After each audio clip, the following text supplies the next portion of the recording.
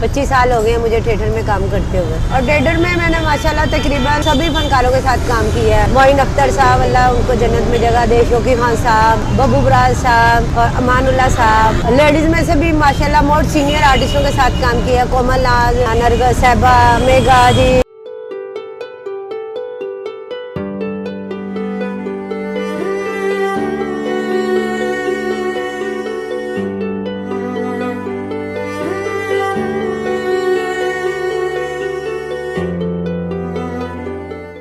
Artist हूँ मैं, सड़क पे आई हूँ एक हिसाब से, लेकिन हुकूमत को ये नजर नहीं आ रहा। कोई नहीं, हुकूमत को ख्याल आ रहा कि यार ये अकेली यतीम मस्कीन बच्ची है, चलो इसका ख्याल करें। मेरा घर भी किराए पे है। मैं क्या, किसी को बंदा कहते हैं ना अपना कपड़ा उठाओ बंदा खुद नंगा होता है कि मेरा भी कमाने वाला कोई नहीं है, ना मेरे बच्चे हैं, ना माँ है, ना बाप है।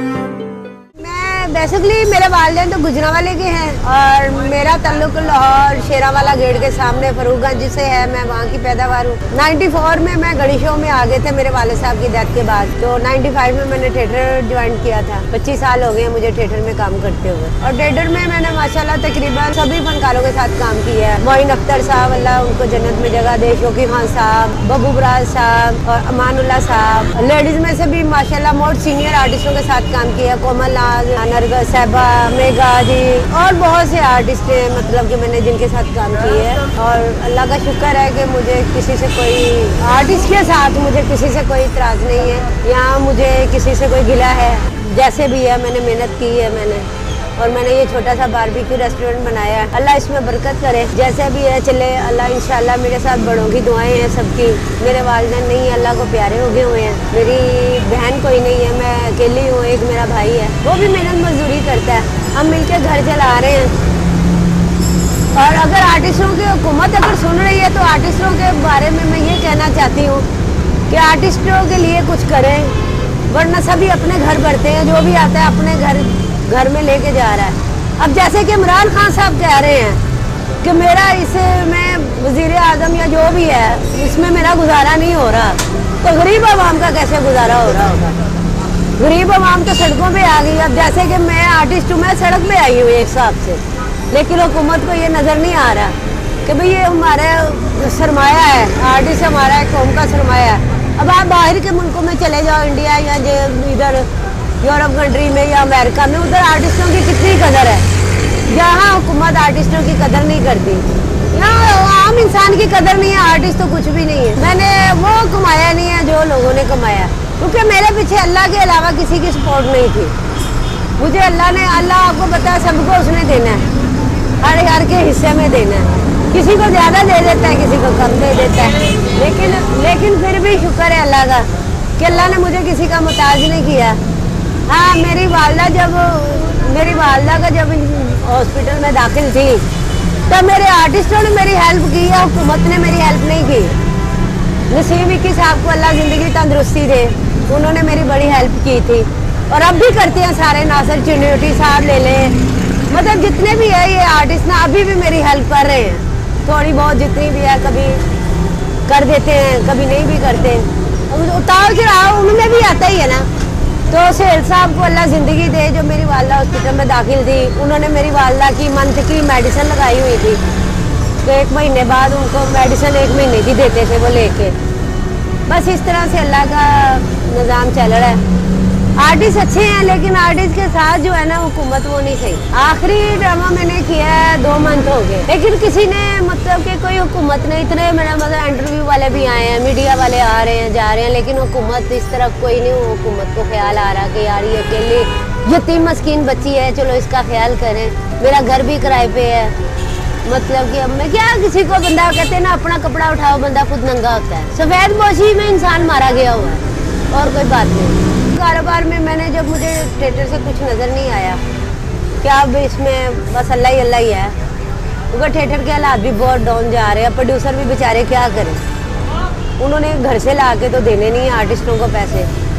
तो मैंने फिर सोचा कि चलो मेरा इधर ज़हन बना के चलो मुझे आता है थोड़ा बहुत काम, चलो मैं बारबेक्यू शुरू कर दूँ, तो मैंने ये शुरू किया है। बाकी अल्लाह करम करने वाला है। उसके आखिर पे बैठे नीली छतरी के नीचे, दाता की नगरी है, बीबियाँ साहब मेरे सामने हैं। अल्लाह खैर करेगा इंशाल्लाह। अल्लाह का शुक्र है कि उसमें से अभी फिलहाल तो नया काम, आपको पता है ना पंजाबी में, पहले चट्टी फिर हटी फिर खटी, तो इंशाल्लाह अल्लाह बेहतर करेगा इंशाल्लाह। मेहनत है और अकल हल्की कमा रही हूँ, और मुझसे लोग बड़े खुश हैं कि आप किसी से मांगने से बेहतर है या गलत काम करने से बेहतर है कि आपने अपना ये मेहनत कर रही हैं। वरना आजकल के वक्त में जिसको कुछ नहीं मिलता वो गलत रास्तों में चल पड़ती है। लेकिन अल्लाह का शुक्र है कि मैं अपना मेहनत रिज़्क़ हलाल की कोशिश कर रही हूँ, और इंशाल्लाह मेरा अल्लाह मेरे साथ है, और इंशाल्लाह मेरा अल्लाह मुझे देगा। मेरे ये आस पड़ोस वाले जितने भी ये लोग हैं, ये मुझे बाजी, कोई बहन कह रहा है, कोई आपा कह रहा है, मुझे खुशी होती है कि मुझे जब कोई बाजी बहन कहता है। और अल्लाह का शुक्र है कि मुझे पूरे गढ़ी शो में, मैं गढ़ी शो में रहती हूँ, मुझे 25 साल हो गए यहाँ, मुझे कभी किसी ने मेरे साथ बदतमीजी नहीं की, मुझे बहनबाजी ही सभी ने कहा। तो मैं इस बात पे भी बड़ा फख्र करती हूँ कि लोग मुझे बहन सी नज़रों से देखते हैं, बुरी नज़रों से नहीं देखते। वरना आजकल के वक्त में लोग तो वो पंजाबी में कहते हैं मुर्गी तक कपड़ा पाया हुए वो नहीं छड़ दे। लेकिन अल्लाह का शुक्र है मेरी फैमिली में मेरा एक भाई है, अल्लाह उसको ज़िंदगी तंदुरुस्ती दे, उसके 2 बच्चे हैं, बीवी है, वो भी मेहनत करता है, मजदूरी करता है, मैं भी मेहनत मजदूरी करती हूँ। शादी के बारे में मैंने अभी बस ये दुनिया है, धोखा ज़्यादा है इसमें, सबक बाग ज़्यादा दिखाते हैं, तो हाथ थामने वाला कोई नहीं होता। मुझे इस बात पे अफसोस नहीं हूँ कि मैं फनकार हूँ तो मैं ये लगा रही हूँ, मुझे फख्र है इसलिए कि मैंने कई फनकार ऐसे देखे हैं, अल्लाह उनको कोई फौत भी हो गए हैं। कभी ये प्रेस क्लब के सामने धरना दे के बैठे हुए हैं, जैसे कि महमूद खान साहब थे, वो भी बेचारे घर से बेघर हो गए थे, मालिकों ने घर से निकाल दिया था। और जिस तरह से बब्बू बराल साहब ले लें, कोडू साहब ले लें, मस्ताना साहब को मैंने गुजरा वाले स्टेशन के सामने एक पान वाले की दुकान पे बैठे हुए देखा, उन्होंने गले में मनके पहने हुए हैं। मैंने उनको देख के मैं ऐसे परेशान हुई कि ये इतना नाम था इनका, तो ये यहाँ पे देखो कैसे फकीरों की तरह बैठे हुए हैं। ये फनकार की ज़िंदगी तो नहीं है ना, ये फनकार की ज़िंदगी सिर्फ उतनी देर तक है, इसकी लिमिट है सिर्फ 3 साल। डांसर हो या फनकार हो, 3 साल की लिमिट है। अगर 3 साल वो क्लिक कर गया तो समझो वो कर गया, वरना वो नीचे आता रहा, फिर उसकी ख़त्म कहानी। अल्लाह जन्नत नसीब करे। मैं और मेरी वालदा हम दोनों ना पैदल जाती होती थी अलमराज में, जहाँ भी ड्रामा होना ना हम दोनों ने पैदल जाना, तो वो जो पैसे बचते थे फिर उससे हम घर चलाती थी। पैदल जा के मैंने ये काम किया। बाकी मेरा अल्लाह का शुक्र है कि आज मैं जहाँ भी हूँ, जैसे भी हूँ, खुश हूँ। उसकी रज़ा से बंदे को खुश होना चाहिए। उसने जिसको भी रखा है वहाँ पे उसने अपने हिसाब से रखा है। मुझे ना शौक़ था 94 में, मेरे वाला साहब जिंदा थे तब, तो मैं वाला साहब की बड़ी लाडली थी। उनको मैंने कहा मैंने टीवी में काम करना है, मुझे शौक़ है। तो चाइल्ड स्टारों में काम करने का शौक़ पड़ा हुआ था मुझे, तो लेकिन वो मेरे वाला साहब टालते रहे। अच्छा। तो एक दिन ना मैंने ज़िद कर दी कि नहीं मैंने करना है। तो मेरे वाले साहब के ताल्लुकात अच्छे लोगों के साथ भी थे, तो उन्होंने ना फरदौस जमाल साहब को बुलाया घर में, अल्लाह उनको ज़िंदगी दे।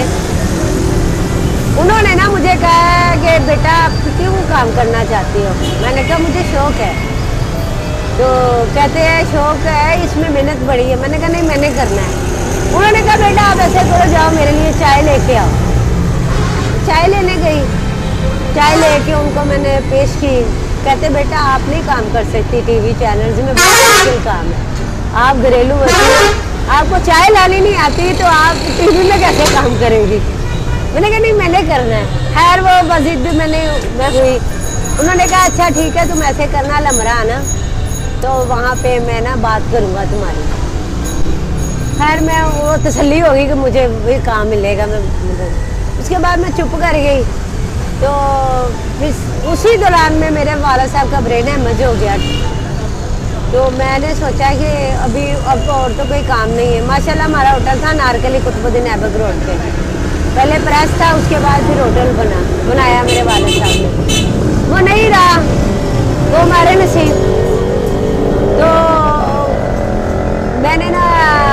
बाग वाला साहब की डेथ के बाद मैंने कहा अम्मी चलो चले वहाँ पे। वो एक बार आए थे ना अंकल, तो उन्होंने कहा था कि वहाँ पे आना, मैं वहीं पे होता हूँ।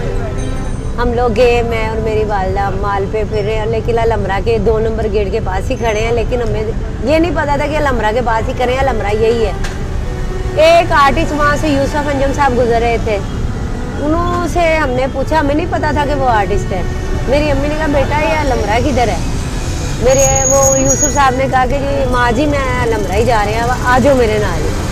वो हम उनके साथ चले गए। आगे 2 नंबर हाल में फरदौस जमाल साहब काम कर रहे थे, तो उन्होंने फिर हमें ड्रामा दिखाने के लिए, पहले हमने वो 2 नंबर हाल का दरवाजे के पास खड़े हुए, उन्होंने इंतज़ामिया ने पूछा जी आपने किससे मिलना है। मैंने कहा जी फरदौस जमाल साहब से मिलना है। तो वो फरदौस जमाल साहब अंदर थे एंट्री पे, तो इतने में तमन्ना बेगम साहबा आ गई थी बाहर। तो उन्होंने कहा बेटा किससे मिलना है। मैंने कहा जी फरदौस जमाल साहब से मिलना है मैडम। तो कहती है बेटा किस सिलसिले में आई हो। मैंने कहा मुझे काम करने का शौक़ है, मैंने टीवी में काम करने का शौक़ है। वो कहती हैं बेटा यहाँ सबज बाग बहुत दिखाने वाले हैं, हाथ थामने वाला कोई नहीं मिलेगा, मेरा बच्चा जाओ घर चले जाओ, ना इस काम में पड़ो। उन्होंने मुझे समझाया, लेकिन अब मुझे कुछ नज़र नहीं आ रहा था। हम लोग एक टाइम की खाते थे, दूसरे की फिक्र होती थी। तो फिर हम फरदौस जमाल साहब से मिले, उन्होंने हमें हौसला अफजाई दी। तो उसके बाद उन्होंने हमें ड्रामा भी दिखाया। फिर हम हॉल में बैठे, फिर बैक स्टेज पे गए। एक होते थे अल्लाह जन्नत नसीब करे नजमी बेगम मैन, 1 नंबर हाल के वो थे, और मस्ताना साहब होते थे अपना 2 नंबर हाल के। मस्ताना साहब ने ना मुझे बुलाया, उन्होंने कहा इधर आए। मैंने कहा जी। कह रहे बेटा किधर फिर रहे हो। मैं कहा मैं अंकल ड्रामों में काम करना है। तो उनका ना ड्रामा था एक सियालकोट ड्रामा वाला चौक में। उन्होंने कहा आप करोगे काम, आपको आता है करना। मैंने कहा नहीं मैं तो पहली बार ही आई हूँ। कहते अच्छा बेटा फिर आपको फुटवर्किंग का भी नहीं पता, आपको कुछ भी नहीं पता। मैंने कहा नहीं। उन्होंने भी मुझे फुटवर्किंग बताई कि इस तरह से स्टेज की फुटवर्किंग ऐसे होती है, मूव करना है ऐसे, बैक नहीं पब्लिक की तरफ करनी, ऐसे ऐसे ऐसे। उसमें यू टर्न बताया गया, ऐसे है जैसे कि आजकल इमरान खान साहब कह रहे हैं यू टर्न इसी तरह उन्होंने भी मुझे बताया। तो इस तरह उन्होंने मुझे समझाया सारा। फिर हम सियालकोट में ड्रामा करके आए 7 दिन का ड्रामा वाले चौक में। उसके बाद में मेरा पहला ड्रामा 1 में टिकट अलमरा हाल 1 में था। उसमें अपना शौकी खान साहब, बबू बुरार साहब, अनवर अली साहब, मस्ताना साहब, शबाना शेख साहबा, शिबा हसन साहबा, सब मतलब काफ़ी बिग कास्ट थी उसमें। वो मेरा पहला ड्रामा था। दोस्ती मेरी किसी के साथ नहीं, लेकिन प्यार मुझे सभी करते हैं। मैडम नरगा से लेके मतलब के सीनियर आर्टिस्टों में से कोमल लाल वगैरह जितनी भी हैं, उससे ऊपर जितनी भी हैं, मेघा जी ले लें नीचे आ जाए, नादिया अली ले लें, अपना आशा चौधरी, उससे नीचे आते जाएं आप। तो जैसे जैसे आप स्टेप बाय स्टेप ऊपर जाते जाएं, स्टेप बाय स्टेप नीचे आते हैं, सभी मुझसे प्यार करती हैं। दोस्ती मैंने किसी से नहीं बनाई, मेरा शौक ही नहीं है दोस्तियाँ बनाने का। ना किसी मर्द से दोस्ती बनाई है आर्टिस्ट से, ना किसी औरत आर्टिस्ट से मैंने दोस्ती बनाई। दोस्ती बनाई नहीं है, लेकिन वही मैं ऐसे हूँ जैसे उनकी बहन हो। मतलब अगर 100% लोग इस फील्ड में काम करते हैं ना, तो 99% मुझे बहन बेटी कहते हैं। मुझे इस बात का फख्र है। पर मैंने ये कमाया, मैंने दौलत नहीं कमाई, मैंने वहाँ पे इज्जत कमाई है। आप मेरे बारे में जाके थिएटर में किसी से भी पूछ लें कि सादिया शेख जो आर्टिस्ट है वो क्या है, वो आपको बताएंगे मेरे बारे में, और इंशाल्लाह अच्छा ही बताएंगे, क्योंकि मैंने इज्जत कमाई है, मैंने पैसा नहीं कमाया। तो और कुछ था नहीं करने को। ऑफिसों में चले जाओ जॉब ढूंढने के लिए, उनकी अपनी डिमांडें होती हैं, ये बॉस हैं, ये फलां है, ये ढमकान है। तो यहाँ पे ये थिएटर को लोग कहते हैं ना थिएटर वाली ऐसी है, ये फलानी है, इनको ये है, ये 2 नंबर है, ये 3 नंबर है। ये गलत बात है, इस बात पे मैं नहीं मानती, क्योंकि थिएटर बहुत वो थिएटर जगह है जिस पे आपका अपना दिल करेगा ना तो आप गलत रास्ता इख्तियार करोगे, आपका दिल नहीं करेगा आप गलत रास्ता नहीं इख्तियार करोगे। लेडीज़ का मेकअप रूम अलग है, जेंट्स का मेकअप रूम अलग है, हर बंदे की वहाँ एक दूसरे की इज्जत होती है। ये बाहर की दुनिया है जो थिएटर वालों को गंदा करती है, लेकिन कभी थिएटर वाले के अंदर कभी देखा है किसी ने अंदर क्या है। अब यहाँ हम लोग जीन वगैरह पहन ले थिएटर वाली तो वहाँ ही आती हो जाती है। सरेआम जो शरीफ ज़ादी हैं जो पहन के फिर रही हैं, वो फैशन हो गया, अगर हम पहन ले तो वो बगैरती हो गई। अब जो दुनिया में हो रहा है आपको बताइए, थिएटर में इतना कुछ नहीं हो रहा जो कि आम दुनिया में हो रहा है। थिएटर में फिर भी बंदे की हिफाजत है, यहाँ कोई कुछ भी हो जाता है फौरन सारे खड़े हो जाते हैं कि तू होता कौन है, हमारे आर्टिस्ट या हमारे आर्टिस्ट के साथ बात करने वाला। तो यहाँ पे कोई किसी के साथ खड़ा नहीं हो रहा। ये 2 नंबरी कमाई है, सब गलत है। 2 नंबर कमाई है जी, वो थिएटर वाली फलानी जा रही है, वो फलानी जा रही है, ये गलत बात है। ये मैं इस बात को ना तस्लीम नहीं करती, क्योंकि आप बाहर की दुनिया को तो देखो, बाहर की दुनिया में क्या हो रहा है। थिएटर में जितना इत्तेफाक है बाहर की दुनिया में उतना इत्तेफाक ही नहीं है। और ड्रामे वाली जा रही है और फलानी जा रही है, ड्रामे वाली किसी से मांग के खा रही है, अपनी मेहनत का करके खा रही है। मैं तो पढ़ जाती होती हूँ, मुझे कोई कहे ना तुसी ड्रामे से काम कर दो, मैं क्या हाँ करने, किसी को मांग के तो नहीं खाते, अपनी मेहनत करने, ये 2 नंबरी तो नहीं करते। हुकूमत से मेरा ये मुतालबा है कि हुकूमत जो है ना वो गरीब बंदों के लिए भी सोचे, गरीब को मारे ना।